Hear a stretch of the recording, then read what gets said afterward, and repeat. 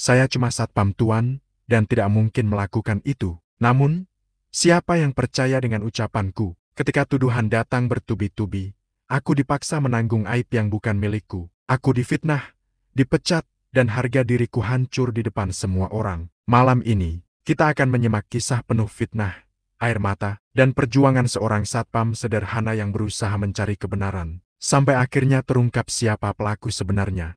Malam itu, udara di halaman rumah besar keluarga Hartono begitu sunyi. Lampu taman yang temaram hanya menyoroti bayangan seorang pria muda berseragam satpam yang tengah berdiri tegak di pos jaga. Dialah Tony, seorang pemuda sederhana yang sejak 2 tahun lalu mengabdi menjaga kediaman keluarga kaya raya itu. Tony dikenal sebagai satpam yang ramah, sopan, dan disiplin. Setiap pagi ia menyapa para pekerja rumah dengan senyuman, dan setiap malam ia tak pernah lalai berkeliling memastikan gerbang dan pintu tertutup rapat. Bagi Tony, pekerjaannya bukan sekadar mencari nafkah, tapi juga soal harga diri. Ia percaya, menjaga kepercayaan adalah sebuah kehormatan. Namun di balik kehidupannya yang tenang, Tony sebenarnya menyimpan luka. Ia hanyalah anak desa yang datang ke kota dengan harapan bisa memperbaiki nasib. Orang tuanya di kampung sering berpesan, "Nak, jangan pernah berbuat macam-macam. Ingat, kita orang kecil. Kalau sampai salah langkah,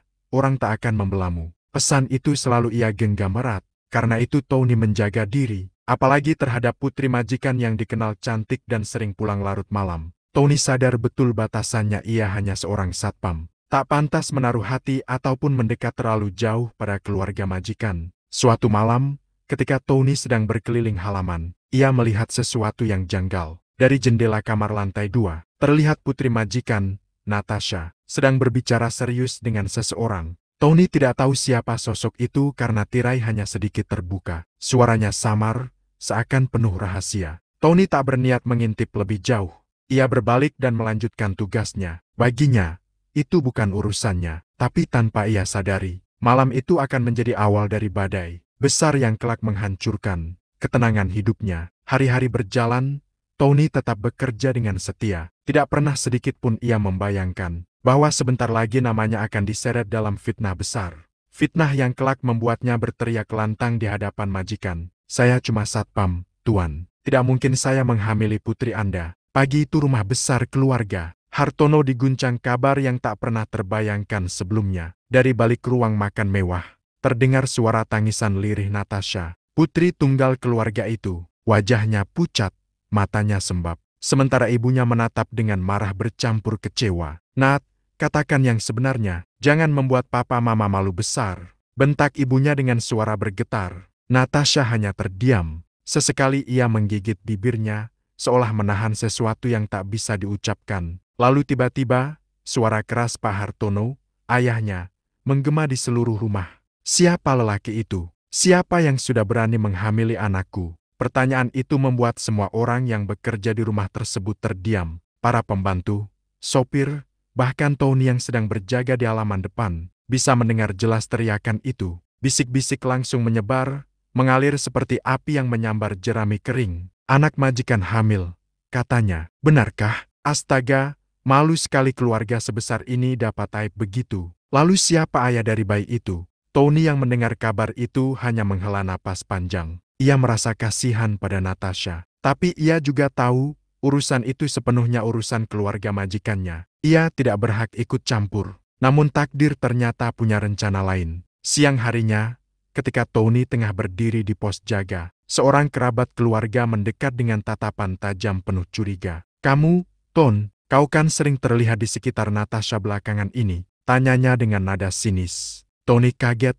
"Maksudnya, Pak, jangan berpura-pura polos. Kalau sampai benar, kau yang bikin anak itu hamil, habislah kau." Darah Tony seakan berhenti mengalir. Hatinya berdesir, ada firasat buruk bahwa dirinya sedang ditarik masuk ke dalam pusaran masalah besar. Ia mencoba menjelaskan dengan suara tenang, tapi matanya penuh kegelisahan. "Pak, jangan asal bicara. Saya cuma satpam di rumah ini. Tidak mungkin saya berani macam-macam dengan anak majikan." Kerabat itu hanya mendengus, lalu melangkah pergi. Tapi dari tatapan matanya, Tony tahu, bibit fitnah sudah ditanam. Tinggal menunggu waktu, ia akan jadi sasaran tuduhan yang tidak pernah ia lakukan. Dan benar saja, malam itu, kabar yang lebih mengejutkan segera menyebar. Nama Tony mulai disebut-sebut sebagai lelaki yang bertanggung jawab atas kehamilan Natasha. Malam itu suasana rumah keluarga Hartono benar-benar mencekam. Dari ruang tamu yang megah, terdengar suara pintu dibanting keras. Semua pekerja rumah berbaris kaku, takut-takut mendekat. Tony, yang baru saja selesai berkeliling halaman, dipanggil masuk dengan nada kasar. "Tony, masuk kau ke sini." Suara Pak Hartono menggelegar. Dengan langkah ragu, Tony masuk ke ruang tamu. Matanya langsung menangkap wajah Natasha yang duduk menunduk dengan air mata mengalir di pipinya. Sang ibu berdiri di samping, memelototi Tony dengan tatapan penuh amarah. "Jadi, kau masih berani berdiri tenang di depan saya, Ton?" kata Pak Hartono dengan suara bergetar. "Kau kira saya tidak tahu, anak saya hamil, dan semua orang bilang kaulah pelakunya." Tony terkejut, tubuhnya seakan lemas, seolah lantai di bawahnya goyah.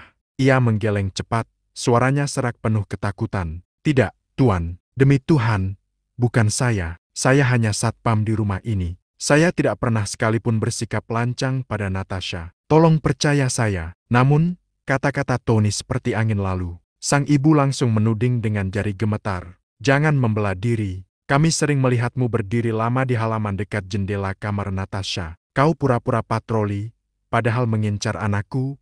"Ya, bukan begitu, Nyonya." Tony mencoba menjelaskan. "Itu tugas saya, memastikan keamanan. Tidak pernah terlintas dalam pikiran saya untuk menyentuh anak majikan." Tetapi kerabat-kerabat keluarga yang hadir malam itu langsung menyela. Bisik-bisik bergema seperti suara racun. "Ah, jelas saja, satpam muda, tampan, setiap hari satu rumah dengan anak majikan. Ini sudah biasa terjadi, bukan?" Jangan-jangan Natasha menutup-nutupi karena malu. Lihat wajahnya, dia panik sendiri. Tony menggertakkan giginya, menahan amarah yang membuncah. Hatinya hancur. Bagaimana mungkin semua tuduhan dilontarkan tanpa satupun bukti? Ia ingin berteriak, tapi suaranya nyaris tak terdengar. "Saya cuma satpam, Tuan. Tidak mungkin saya menghamili putri Anda." Namun kalimat itu malah memicu ledakan emosi. Pak Hartono membanting meja, suaranya keras menusuk dada. "Cukup, Ton. Jangan lagi berdalih. Mulai malam ini, kau bukan lagi satpam di rumah ini. Anggap saja kau sudah dipecat. Pergi, sebelum saya benar-benar marah besar." Semua pekerja rumah menunduk, tak ada yang berani membela. Tony berdiri terpaku, dunia seakan runtuh di hadapannya. Dalam satu malam, kehormatan yang ia jaga bertahun-tahun hancur karena fitnah yang kejam. Di balik air mata Natasha, ada rahasia besar yang ia sembunyikan. Tapi Tony yang tak tahu apa-apa, kini menjadi kambing hitam. Malam itu hujan deras turun, seolah langit ikut menyaksikan kehancuran hati Tony setelah dipecat dengan hinaan. Ia belum sempat meninggalkan rumah besar itu. Barang-barangnya masih tertinggal di pos jaga. Namun, sebelum sempat mengemas, ia dipanggil lagi ke ruang keluarga. Di sana sudah berkumpul seluruh anggota keluarga Hartono, juga beberapa kerabat dekat.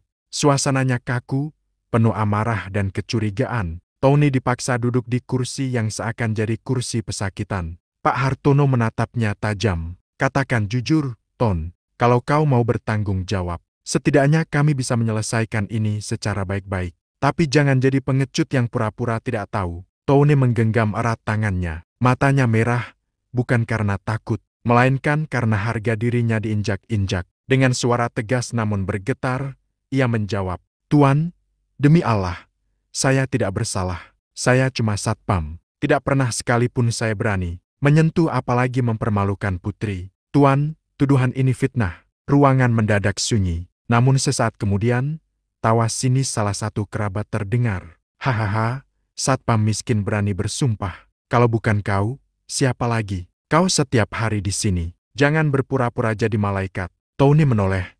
Suaranya meninggi, penuh luka. "Saya bekerja dengan jujur. Kalau saya hanya dianggap rendah karena status saya, silakan. Tapi jangan fitnah saya dengan aib sebesar ini. Saya punya keluarga di kampung. Apa Tuan mau membuat mereka menunduk malu karena dosa yang bukan saya lakukan?" Air mata hampir jatuh dari mata Tony, tapi ia tahan mati-matian. Ia berdiri, tubuhnya gemetar, lalu menatap langsung ke arah Pak Hartono. "Kalau Tuan percaya pada fitnah, silakan. Pecat saya, hina saya. Tapi suatu saat kebenaran akan terbongkar. Dan pada hari itu, semua orang akan tahu siapa sebenarnya yang bersalah.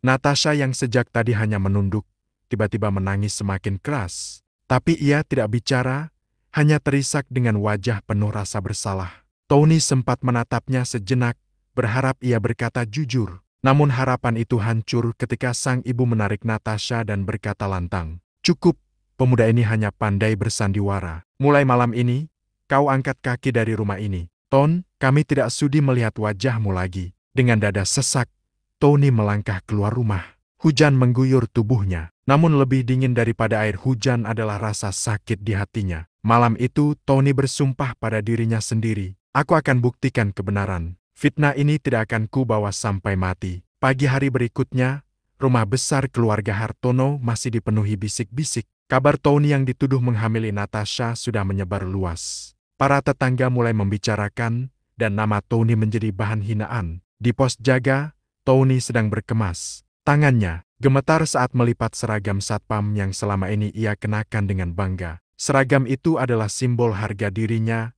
bukti kerja kerasnya. Tapi kini, seragam itu seolah berubah menjadi beban, sebab orang-orang sudah menganggapnya sebagai lelaki hina. Saat ia hendak keluar, tiba-tiba Pak Hartono datang dengan wajah dingin, diikuti istrinya. "Ton," katanya dengan suara tegas, "ambil barang-barangmu, lalu pergi.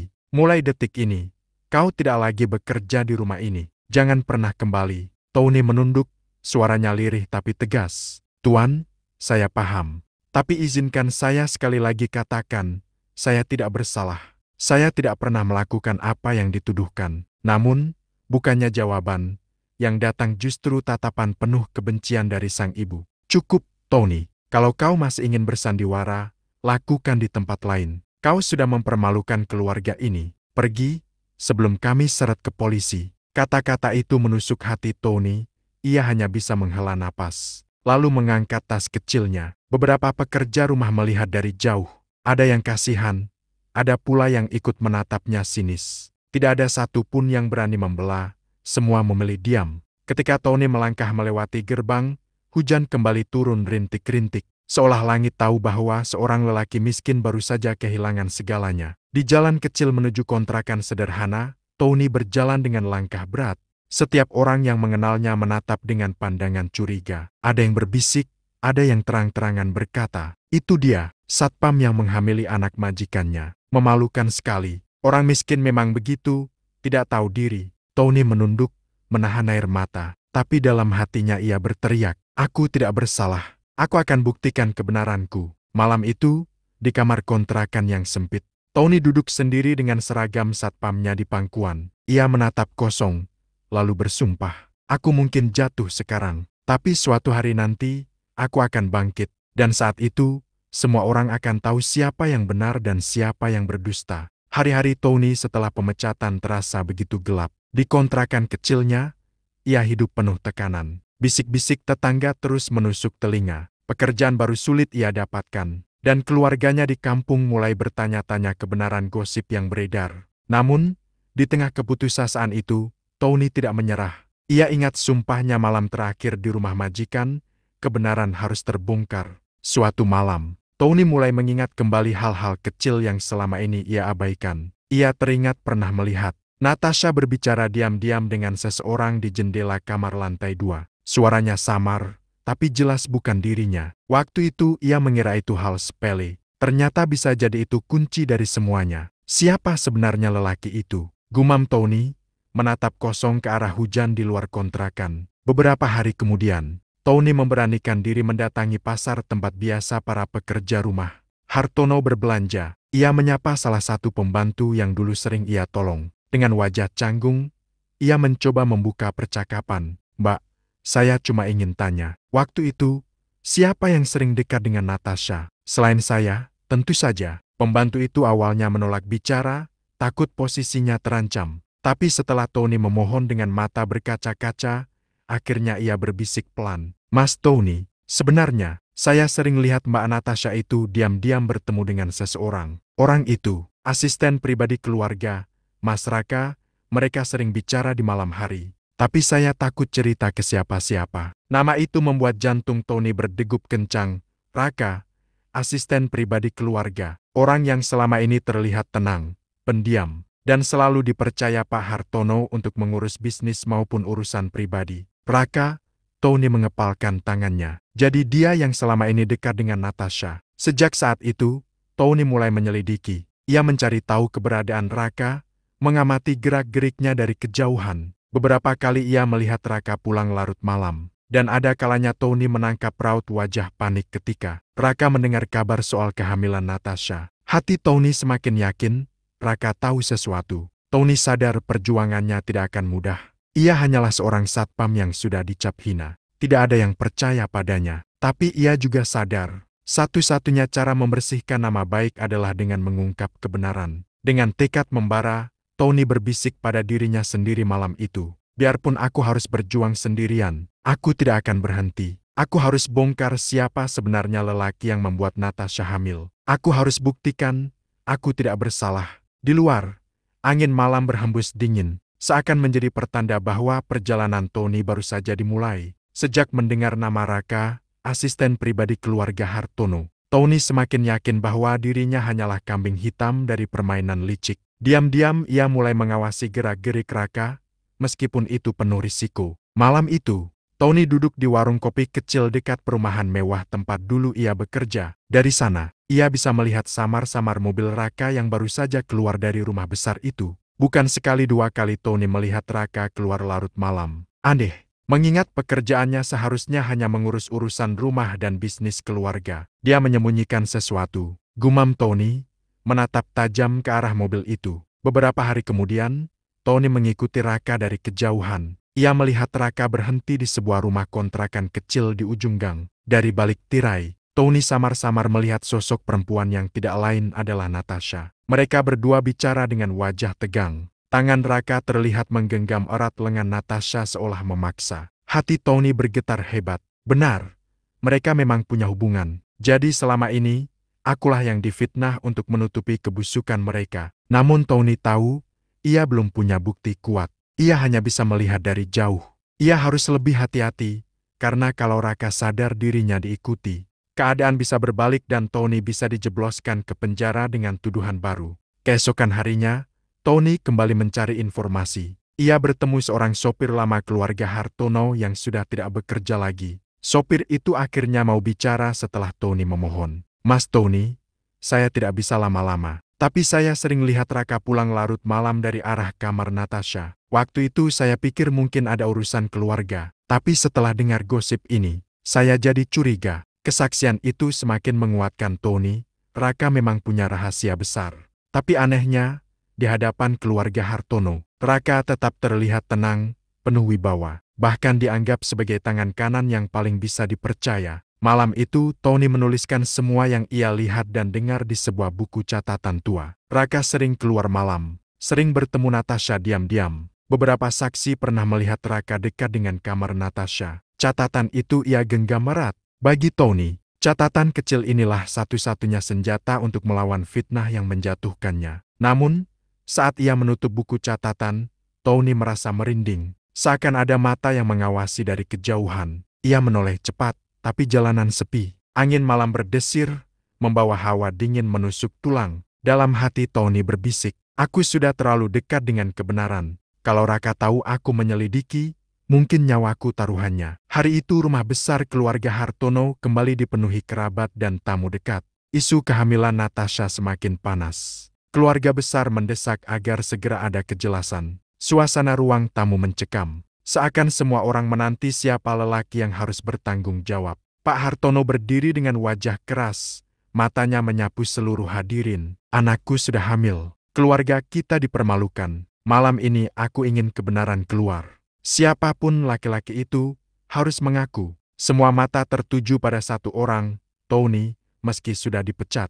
Namanya masih jadi kambing hitam. Beberapa kerabat berbisik, itu pasti Tony. Siapa lagi? Satpam miskin berani macam-macam, pantas saja. Tony yang hadir dengan baju sederhana berdiri perlahan. Suaranya bergetar, tapi kali ini penuh keberanian. Sekali lagi saya katakan, saya bukan pelakunya. Saya difitnah. Tapi malam ini, saya akan buktikan siapa sebenarnya lelaki yang membuat Natasha hamil. Ruangan mendadak hening. Semua orang menatap Tony dengan wajah terkejut. Bahkan Natasha menunduk, air matanya jatuh tanpa bisa ditahan. Tony lalu mengeluarkan catatan lusuh dari saku bajunya. Ia menceritakan apa yang ia temukan. Raka, asisten pribadi keluarga, sering keluar malam. Sering terlihat bersama Natasha diam-diam. Beberapa saksi melihat Raka masuk ke kamar Natasha larut malam. Ini bukan tuduhan kosong.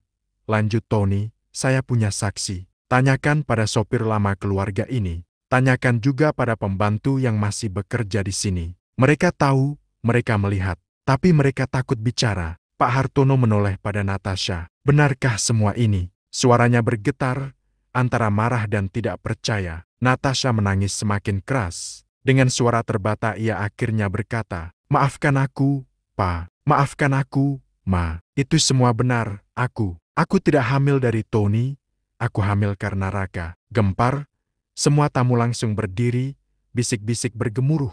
Mata mereka beralih ke arah Raka, yang sejak tadi berdiri tenang. Kini wajahnya pucat pasi, keringat dingin mengalir. "Raka, apa yang sudah kau lakukan?" teriak Pak Hartono dengan amarah meledak. Raka mencoba membela diri, tapi suaranya bergetar, tak lagi sekuat biasanya. "Tuan, saya kilaf." Namun kata-kata itu tak mampu menutupi aib besar yang baru saja terbongkar. Semua orang kini tahu, Tony tidak bersalah. Fitnah itu hanyalah permainan kotor untuk menutupi perbuatan Raka. Tony berdiri tegak, menatap semua orang. Meski hatinya hancur karena sudah dipermalukan. Malam itu ia akhirnya bisa berkata lantang. "Saya sudah bilang sejak awal. Saya cuma satpam. Tidak mungkin saya menghamili putri Tuan." Dan untuk pertama kalinya, seisi ruangan terdiam, menelan kebenaran pahit yang selama ini mereka tolak. Setelah kebenaran terungkap malam itu, suasana rumah keluarga Hartono berubah drastis. Raka, asisten pribadi yang selama ini dipercaya, ditangkap aparat setelah Pak Hartono melaporkan perbuatannya. Nama baik keluarga memang tercoreng, tapi setidaknya fakta sudah tidak bisa disembunyikan lagi. Di ruang tamu yang sama, Tony berdiri tegak. Untuk pertama kalinya, semua mata tidak lagi memandangnya hina. Justru ada tatapan malu dari kerabat-kerabat yang sebelumnya mencaci makinya. Pak Hartono berjalan mendekat, wajahnya pucat dan penuh penyesalan. "Ton, maafkan aku. Aku sudah menuduhmu tanpa bukti. Aku sudah menghancurkan harga dirimu." Tony menunduk dalam, matanya berkaca-kaca. "Saya sudah bilang, Tuan, saya tidak bersalah. Tapi Tuan tidak percaya. Luka ini terlalu dalam. Meski saya bisa memaafkan, saya tidak bisa melupakan." Nyonya Hartono ikut menangis, memohon ampun. Bahkan Natasha sendiri berlutut di hadapan Tony, terisak sambil berkata, "Maafkan aku, Mas Tony. Aku pengecut. Aku seharusnya jujur sejak awal. Tapi aku takut. Semua ini salahku." Suasana hening. Hanya suara tangisan yang terdengar. Tony menarik napas panjang, lalu mengangkat wajahnya. "Saya bukan siapa-siapa. Hanya satpam kecil. Tapi satu hal yang saya pelajari, fitnah itu lebih kejam daripada pembunuhan. Ia bisa menghancurkan hidup seseorang dalam sekejap." Kata-kata itu membuat semua orang menunduk malu. Tidak ada yang berani menatap Tony. Beberapa hari kemudian, kabar kebenaran tersebar luas. Nama Tony perlahan bersih kembali. Tetangga yang dulu mencibir kini menunduk malu ketika berpapasan dengannya. Meski luka hatinya tak akan pernah benar-benar hilang, setidaknya ia kembali berdiri dengan kepala tegak. Di kontrakan sederhananya, Tony menatap seragam satpam yang sempat ia simpan. Dengan senyum tipis, ia berkata lirih pada dirinya sendiri, "Aku jatuh karena fitnah, tapi aku bangkit karena kebenaran. Aku mungkin orang kecil, tapi harga diriku tidak bisa dibeli siapapun." Langit sore tampak cerah, burung-burung beterbangan kembali ke sarang. Tony melangkah keluar, menatap masa depan yang masih panjang. Hidupnya memang berubah, tapi satu hal pasti, kehormatan Tony sudah kembali.